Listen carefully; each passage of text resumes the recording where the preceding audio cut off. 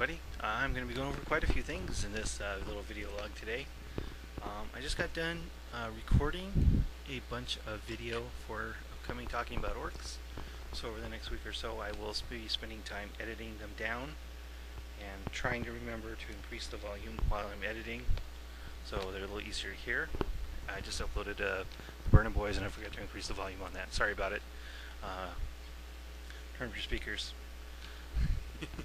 Anyway, I've been working on my Assault Marines kinda sorta. I've still lost a lot of inspiration, a lot of motivation to paint, but I wanted to get at least one Assault Marine guy because I saw the striped chainsword on girl paintings, a tactical sergeant, and I really wanted to do that, so here's mine.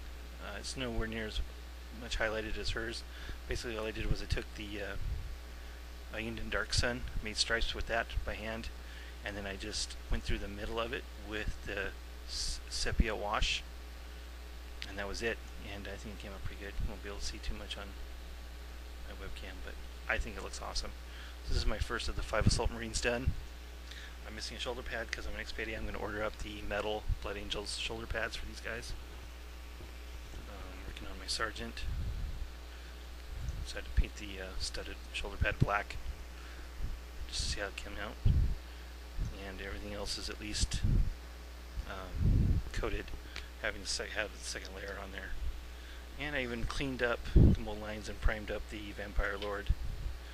I'm still threatening to paint him. I'm still going over the internet trying to get ideas on how to paint him and with what colors. I haven't decided to do that yet. So just real quick, I'm going to talk about brushes. As soon as a couple months ago, or was it last month, I don't remember, GW released a whole new line of brushes. Black handles to replace their old blue handled ones.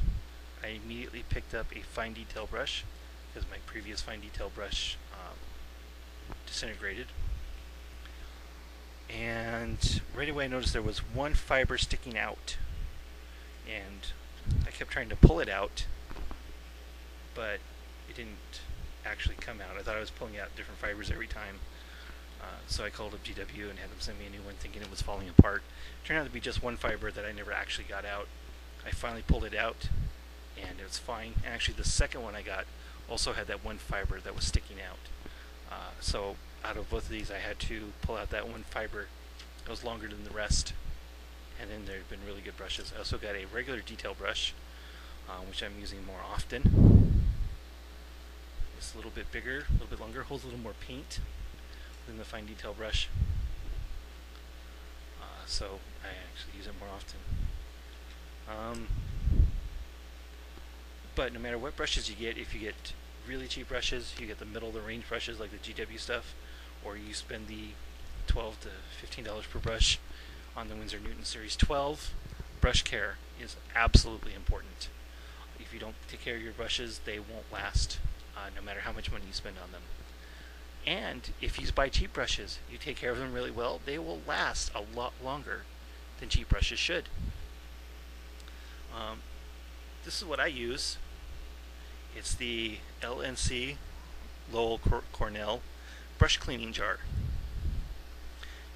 Gets a jar and a sponge I got it for $5 at Michael's. It has a special surface on the brush, on the sponge. You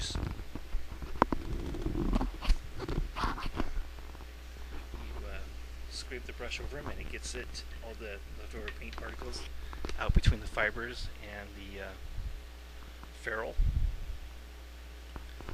And then you pick up a bottle of a non-toxic biodegradable acrylic brush cleaner, and you put it in there. I've actually spilled some and then I had to use some to clean up because of being non-toxic and biodegradable is actually good for cleaning up paint spills too, the brush cleaner. And so that's why I'm kind of running out of my brush cleaner and I need to get a new one. So after a painting session, you can do these as often as once a day after each painting session, or maybe once a week. If I get to use a lot of red and black that's sticking the bristles, I will do it right after each painting session. You can even let them soak in there for a little bit if you want to. But this will get all the paint pieces out of the brush. Soak in there for a few minutes. The bristles will bend if you leave them in there for too long, but that's okay because they really will bend back without too much trouble.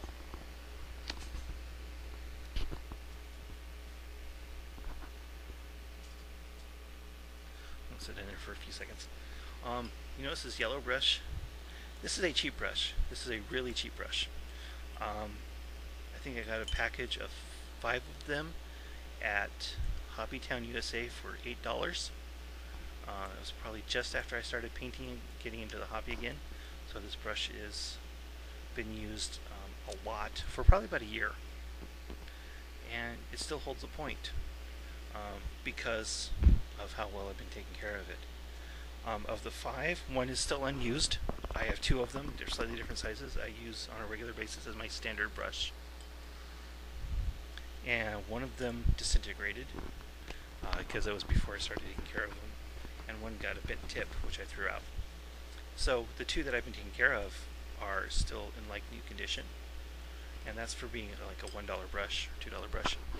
So don't be afraid of cheap brushes if you take care of them. If you don't take care of them, then cheap brush probably won't last more than one model or so. Anyway, that's just my tips on brush care and cheap brushes. Don't be afraid of cheap brushes. Really don't have to be. So after they're out, just wipe them off like you would always.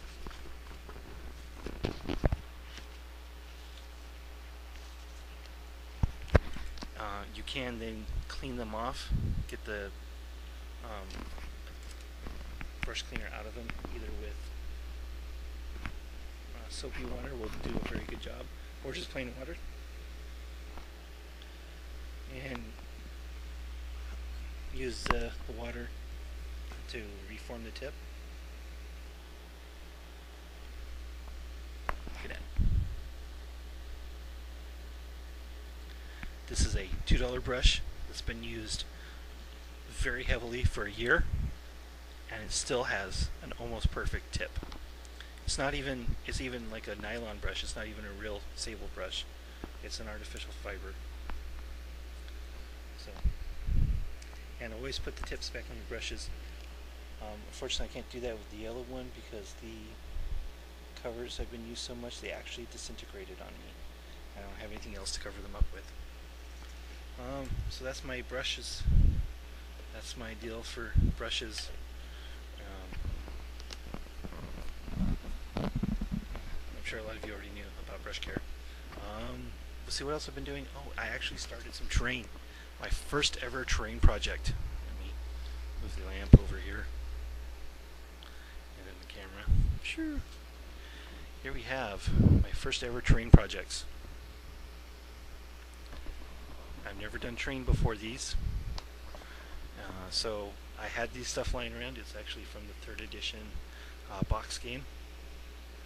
These ruins and the barrels and the tank trap there. So I got these boards at Michael's for like $1 each. They're actually plywood. So they should be nice and strong, and they're still very lightweight. And these trees also came with the 3rd edition box.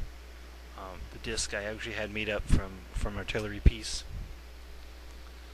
before, so I just fitted the trees onto that. I'll get them painted up. I still obviously got some more work to do. I should put some more rubble here in the empty spot. The empty spots I made sure were big enough for a rhino or a truck to roll through. It still give good cover for whatever infantry unit is in them. So that's the first of my terrain projects. I don't know when or how long it's going to take me to get them finished up, but I'm actually very happy with how they're turned out so far.